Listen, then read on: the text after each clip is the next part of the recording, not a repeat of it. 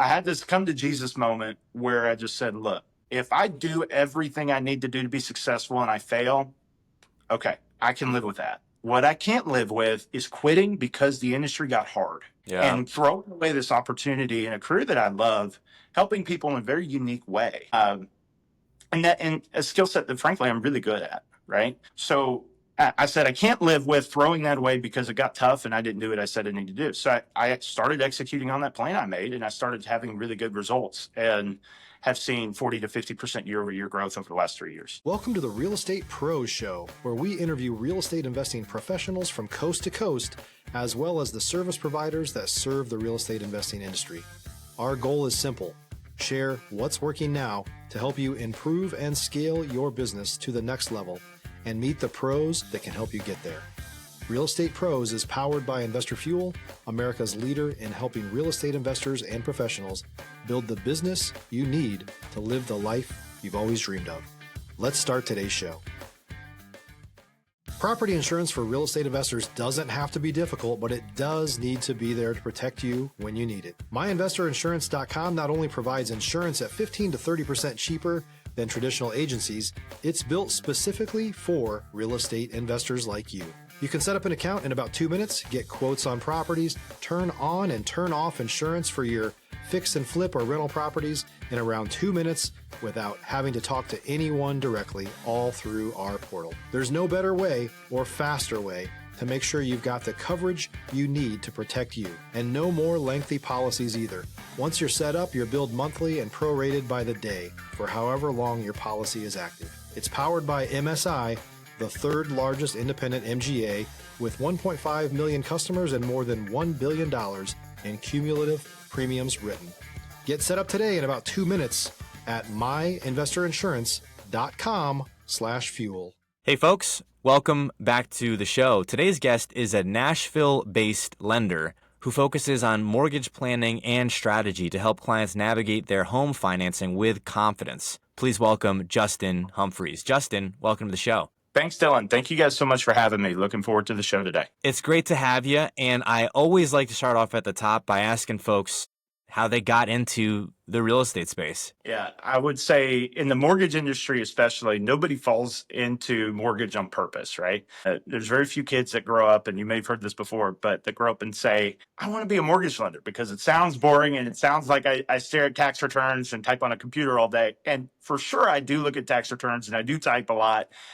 But it's a lot more dynamic than people think it is. I got involved in the mortgage industry just over 4 years ago when my wife and I purchased our first home. And we had such a positive and amazing experience with our lender, our local lender, who was a family friend, that he had invited me to become a loan officer. So it was interesting. I was recruited fresh. And he said, hey, this was his words exactly. Hey, I figured you'd be a millionaire by now. I've seen all your finances. You're not.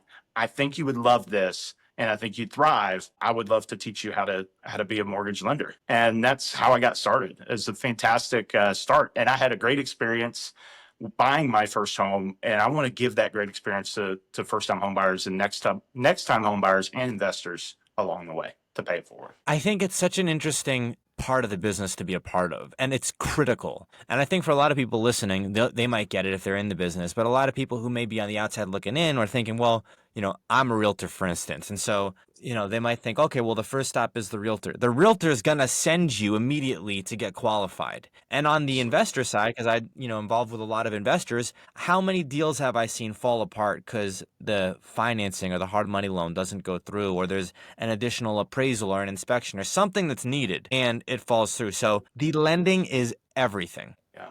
Well, it's really, I call the pre-approval somebody's golden ticket to say that the money's coming, right? And on that front, doing a high level of due diligence and working with a local lender that does an incredibly high level of due diligence on the front end is crucial. Whether you're purchasing a home for yourself to live in as a primary or you're buying an investment property, the last thing you want is to waste your time, energy, earnest money, inspection, appraisal money, because I, as a lender or your lender, didn't do their job vetting on the front end and setting expectations for what does this process look like? What kind of documents are we going to need? And what are the roadblocks that we're going to have in the middle of the process? The hard part about that conversation up front is a lot of times really dissuades folks from wanting to get pre-approved because it's hard, right? It should be hard. It should be a deep dive into your finances. Now, again, if you're a high W-2 earner that's salaried and has a lot of cash in the bank with excellent credit, it might be pretty easy. But for some people that's not the reality, it can be a tougher, more vigorous process. You may look at doing some credit repair. We may do some different things to get you ready before you can just go in and jump and go under contract on a house. Stop living on an island and join the #1 mastermind in America for professional real estate investors. Investor Fuel is a community of hundreds of the nation's top investors working together to build stronger businesses and better lives. In addition to the amazing community of real estate investors acting as a board of advisors for one another, Investor Fuel members have access to 100% funding on purchase and repairs for our members only, a health insurance program, and benefits and discounts that more than pays for the membership of most of our members, meaning it's actually costing you money to not be a member of Investor Fuel. If you're looking to scale your business and build a business that allows you to live the life of your dreams, please visit investorfuel.com today and book a call with our team. Yeah, I mean, I can tell you in the part of New Jersey that I grew up in, I'm in Dallas now. I mean, the income that you need to qualify for like any home in northern New Jersey is like $225,000 a year. And that's just where the market is. And that's a huge part of the reason why I'm in Texas, right? We've got slightly different market out here, to say the least. I want to pivot a bit here and ask you about Nashville specifically, because I love Nashville. I've been through Nashville once. I wish I could say I've been through there 5 times, but it's such a great area. And it's also a hub of real estate investing, which I think sometimes when people think about, which areas to invest in real estate, they might not immediately snap to Nashville, but they really should, right? Yeah, Nashville over the last 10 to 15 years has been an incredibly appreciating market. And that's been the biggest tailwind that we've had. And so great area. You've got a lot of companies that are moving here too. So a lot of companies are looking at Austin and Nashville kind of as sister cities, right? So we have a larger Amazon headquarters here. We have Bridgestone America's headquarters here. Oracle is building a campus that will open and over the next probably 3 to 4 years later this decade, $1 billion campus, moving 8,700 jobs to the Nashville area. Tech jobs. I mean, Incredible. so, $150,000, $250,000, $300,000 a year salary paying jobs. I think Nashville is going to continue to appreciate. Now, the backside of that was challenging right now is because of the appreciation here over the last 10 to 15 years, prices are pretty high, which means the cash flow here is tight. If you're putting 20 to 25% down, doing a regular conventional or a DSCR mortgage here, then you're not going to cash flow on probably 95% of properties, depending on the size and whatnot too. So that's the headwind on the investing side is the cash flow because prices have appreciated.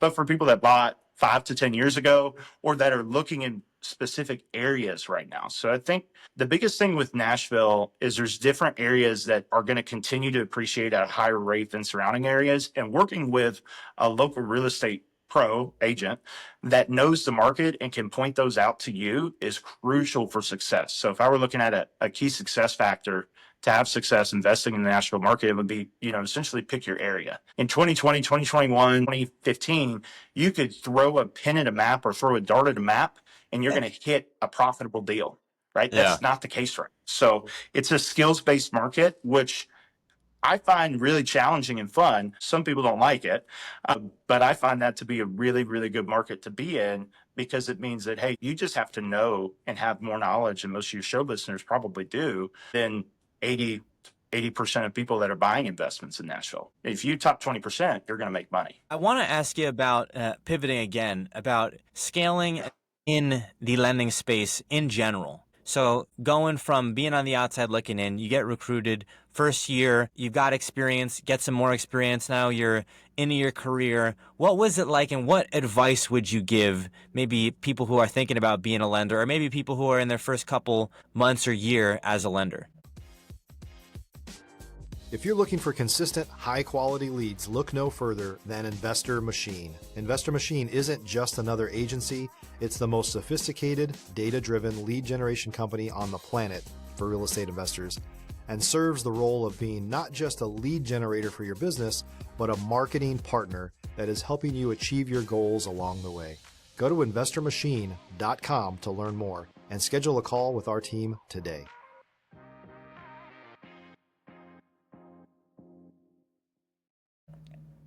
Yeah, I would say the best advice I could give is that execution is everything, right? So it's very important to plan and have a plan and to work on the plan and make sure that your market plan, whatever that is, marketing to referral partners, direct to consumer, social, just different channels that you can identify and go after as a lender here. But you got to execute the plan. And if you don't execute the plan, the best plan is not worth the paper it's printed on.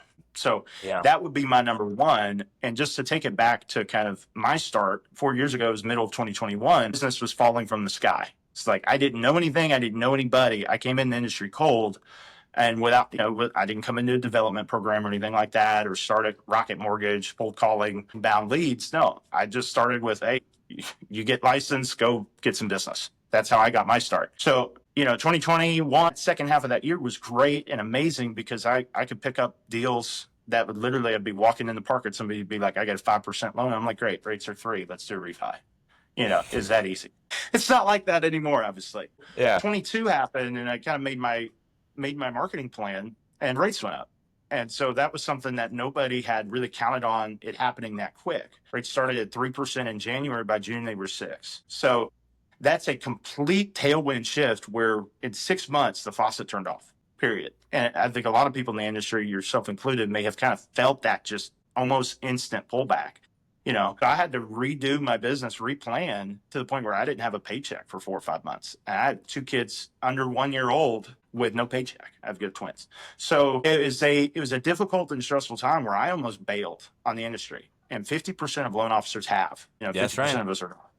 And similarly with agents too. 73% of agents did what, 0 or 1 transactions last year. That's right. So, I thought about bailing. I took a couple interviews here and there, and then I looked at it and I said, look, did I execute on what I said out to do and what I said I needed to do to be successful? I looked at my plan. Did I do that? No, I didn't do that. Did I do that? No. Did I do that? No. Did I do that? No.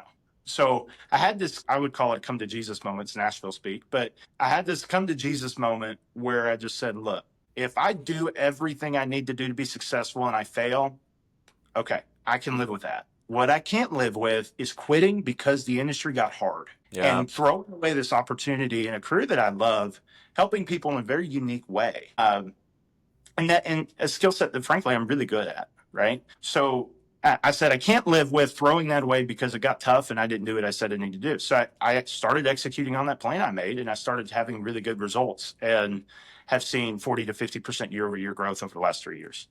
I think listeners who are tuning in and hearing you talk about this, maybe without giving away all the gold, Justin, but just a nugget. Let's get a little granular if we can and talk about what that plan was like. Again, without giving away all the gold, but maybe some of it. What was that plan like and what were you doing? Or maybe what did you think that you needed to do that you weren't doing beforehand? Yeah. So, I mean, as put down as this can be, but cold calling sucks and it works. Right. And so I cold called producing agents. I met with them.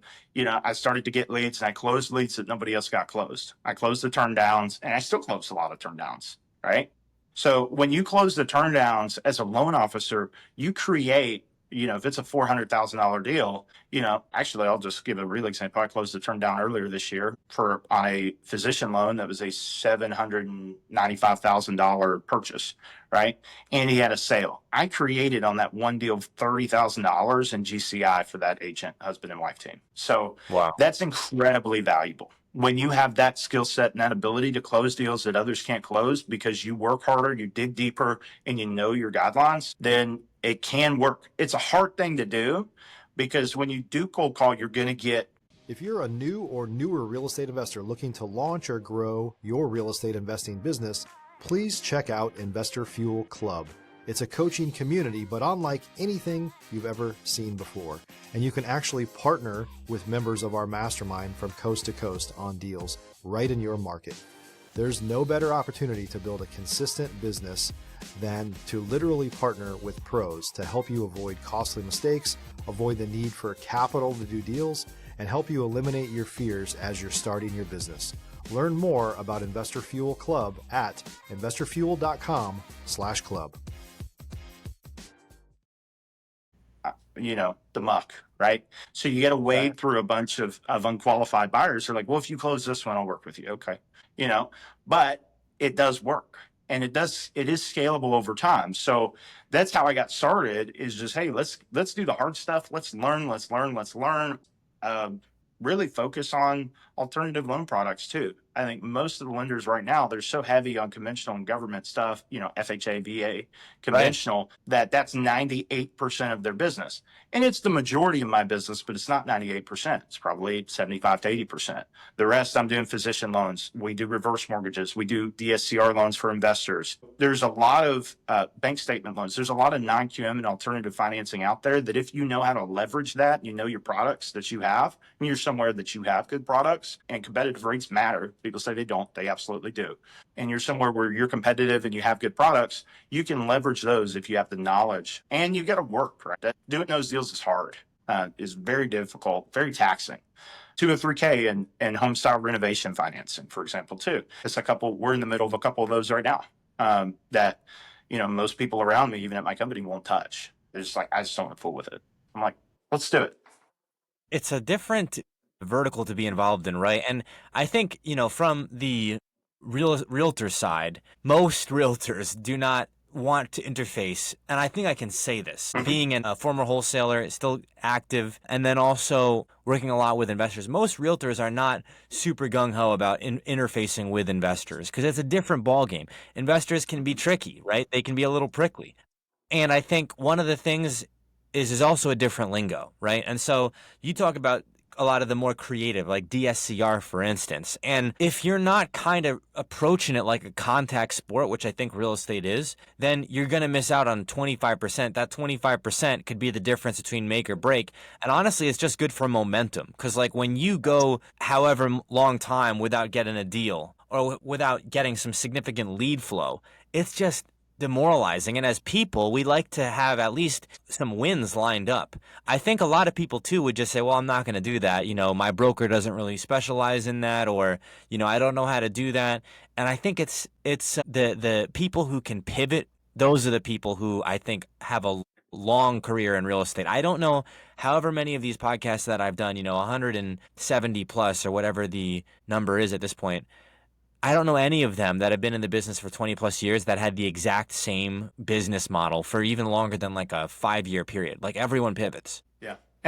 And that's what I'm in the middle of. Hey, I don't necessarily cold call as much as I used to, but I'm doing things like this and looking at social media content, doing a content day tomorrow that I'm really excited for that'll drop over the coming months. So, you pivot as the market needs you to pivot. And I think it's to kind of just piggyback off what you were talking about, it really is a skills-based market for lenders and then for real estate agents too. So it's stuff like you need to know these alternative products, even as an agent and as a buyer, as an investor. I think, again, skills-based market across the board, where those that have the skills and the knowledge and execute are building the relationships that others are not building in this market right now because they do things that others either can't do or they won't do. So, no question. A lot of the agents I'm working with are thriving and they're scaling at a comparable pace that I am because they have that skill, knowledge, and base where they're getting a ton of inbound referrals because they'll do things like assumptions, which is a niche strategy right now that, doesn't benefit me at all, but it's still very beneficial for the home buyer on the right property. But most agents don't know that assumptions exist. And a lot of lenders don't know that assumptions exist or how they work. Can I ask you get a little granular again about that? I'm personally curious. When they're assuming it, are they reaching out to the lender and informing the lender, hey, I'm imagining they have to be, but I also know that in the wholesale world that doesn't always happen. Yeah, so they have to reach out to the existing lender on the property, right? So the servicer, the existing lender, and I'll jump back to maybe getting a tad granular on assumptions, but really it's only government loans. So FHA, VA, USDA loans are all assumable. Right, FHA you have to do owner occupied. For investors, it's not obviously an option. If you're a real estate investor, VA you don't, right, and you don't have to be a veteran, and that's something not a lot of people have the knowledge and the skill set around. Call me if you want to learn a little bit more about assumptions. I'll leave it there. But there's a lot of agents that really how it works is a lot of properties are mismarketed. They're not marketed as assumable. You've seen the ones that are, and typically they're getting a lot more traction in the marketplace because 2.875 FHA assumable loan is very attractive right now. Right? For an investor, if it's VA, obviously no FHA, that means instant cash flow. right? You rewound the clock 4 years to where you can cash flow on almost anything you buy, right? There's challenges with assumptions, and it's a niche strategy, and identifying the properties can be difficult, and getting the seller to agree, that's difficult too. But it is something that does work, right? I Go ahead. I gotta ask you more about that when we hop off the podcast here. I'm Yeah, about to go hop on the MLS and figure this out for myself because I said I should know maybe a little bit more about this. But we are coming up on time here, Justin. Where can folks go if they'd like to reach out to you, or if maybe they're in the Nashville or greater Nashville area, or if they have a deal that maybe they want your feedback or opinion on? yeah. And I'll give a couple contact pieces, and I also want to say my markets too. So Nashville is my primary. I live here.